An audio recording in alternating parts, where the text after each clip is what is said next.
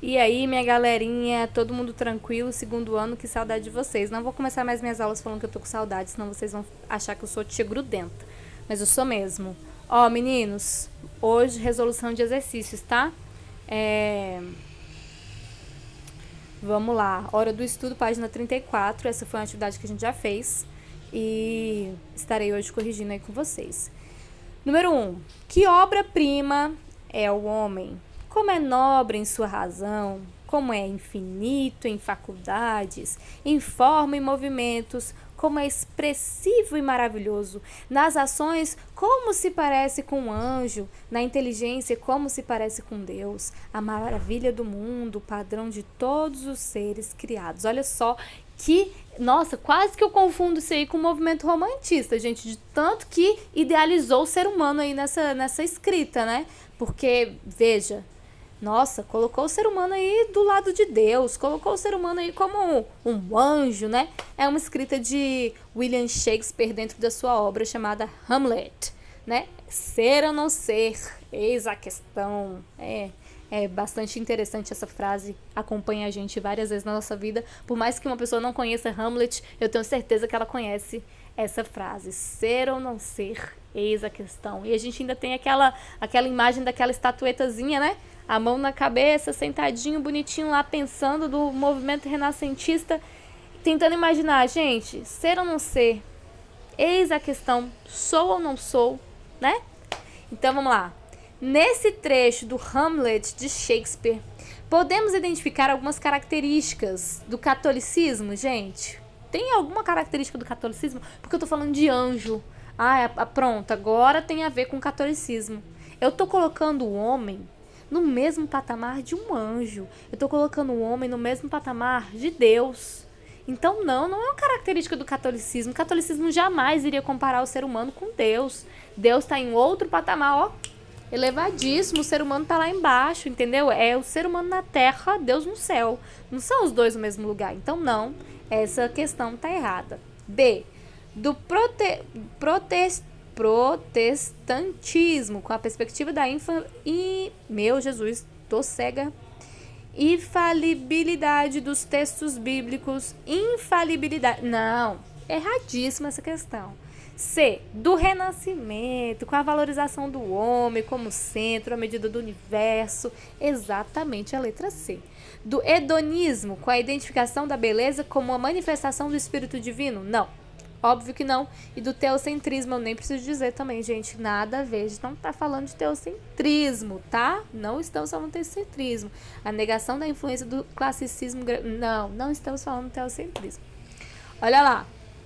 Questão de número 2. Quem é considerado o principal dramaturgo inglês da Renascença?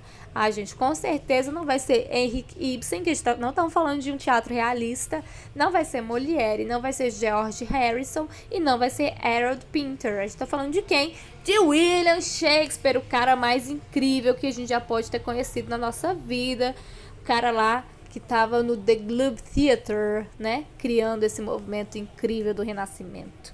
Acompanhando a intenção da burguesia renascentista de ampliar seu domínio sobre a natureza e sobre o espaço geográfico através da pesquisa científica e da invenção tecnológica, os cientistas também iriam se atirar nessa aventura, tentando conquistar a forma, o movimento, o espaço, a luz, a cor e mesmo a expressão e o sentimento. O texto apresenta um espírito da época que afetou também a produção artística, marcado pela constante relação entre fé e misticismo. Não. Ciência e arte. Óbvio. Cultura e comércio. Não. Política e economia também não. Astronomia e religião também não. Tá? Então é óbvio que a gente está falando de ciência e de arte. Número 4. Sobre o conjunto de ideias que marcou o Renascimento, é correto afirmar que, vamos começar lá de baixo, letra E. Como movimento intelectual, o Renascimento provocou uma ruptura na igreja. Ok. Dividida a partir em igreja ortodoxa e igreja romana? Não. Errado, pelo amor de Deus. Não tô falando de igreja romana, pelo amor de Deus, gente. Se fosse até a segunda vírgula aí, estaria certo. Como movimento intelectual, o Renascimento provocou uma ruptura na igreja. Beleza, ok, tá certo. Mas Ela não foi dividida a partir, então, de igreja ortodoxa e igreja romana, tá? Letra D. A Igreja Católica, como principal compradora de obras de arte, se tornou uma defensora das...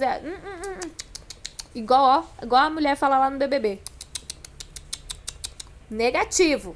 A Igreja Católica, ela não foi compradora de obras de arte, ela não se tornou uma defensora das ideias renascentistas. Até porque as ideias renascentistas vieram para dizer o quê para a Idade Média? Galera, desce daí, nem tudo vai ser explicado através da emoção. Vamos vir aqui pro científico, que a gente também precisa entender o lado científico. Vamos trazer, vamos ponderar aí esse momento, né, que a gente tá vivendo. Olha só, a gente tá saindo da Idade Média. Uma idade em que todo mundo que fala foi a Idade das Trevas. Cheio de gente que morreu por várias pestes, várias doenças. A gente não se entendia enquanto ser humano, agora a gente precisa nos entender. E vai ser esse momento em que os filósofos vão vir, né, à flor da pele dizer pro povo: pare e pense, reflita. Preciso que vocês reflitam para que vocês entendam a nossa essência no mundo, né? E a gente compara muito. Eu li esses dias, gente, sobre esse momento que a gente está passando, e eu achei muito interessante como eles conseguiram fazer uma analogia, né, desse momento que a gente está passando com o momento da Idade Média e do Renascimento. E dizem assim que quando a gente passar por esse momento de pandemia e tudo mais, a gente vai entrar numa nova era de... Nossa, cara, será que a gente vai viver isso, sabe? Essa virada no mundo de vamos dizer assim, a gente está no Renascimento 2.0, onde a gente entendeu que anteriormente a gente estava com a cabeça num lugar e agora a gente precisa novamente descer daí, que a gente está lá em cima demais, desce, vamos pensar, vamos repensar nossos costumes, vamos repensar nossas ações, vamos entrar em um renascimento do ser humano, né? Que agora a gente entende a Idade Média, agora a gente entende os renascentistas, como eles precisaram desse momento para fazer com que as pessoas, parassem, analisassem, refletissem. Então, ela não se tornou uma defensora das ideias renascentistas, não. Ela, inclusive, viu isso como uma forma bem de ameaça, né?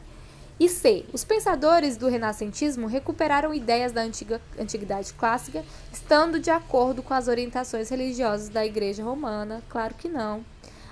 B. As ideias dos pensadores renascentistas tornaram-se populares, influenciando movimentos revolucionários.